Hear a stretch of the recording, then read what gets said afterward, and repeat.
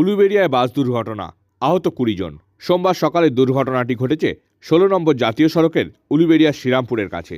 জানা গেছে, এদিন সকাল 8:30 নাগাদ নন্দীগ্রাম বারাসাত রুটের একটি যাত্রীবাহী বাস যাত্রী তোলার জন্য উলুবেড়িয়া শ্রীরামপুরের কাছে 16 নম্বর জাতীয় সড়কে দাঁড়িয়ে পড়ে।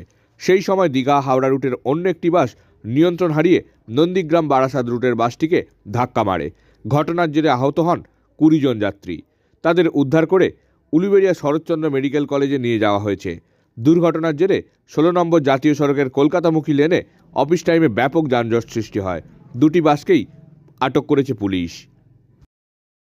অ্যাক্সিডেন্টটাই যে গাড়িটা কি গন্ডগোল হয়েছে আমরা তো জানি না, পেছনের সিটে ছিলাম, সামনে একটা বাস দাঁড়িয়ে আছে, তার সামনে বাসটা আচমকায় দাঁড়িয়ে গেছিল।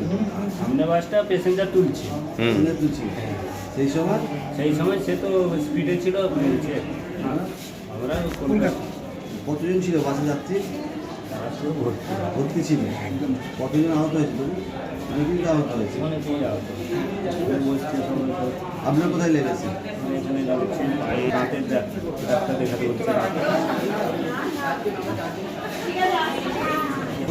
ওই যেখানে কাটাকুটি দীঘা। হ্যাঁ, কোথায় যাচ্ছে? এই কলকাতা যাচ্ছে আমার।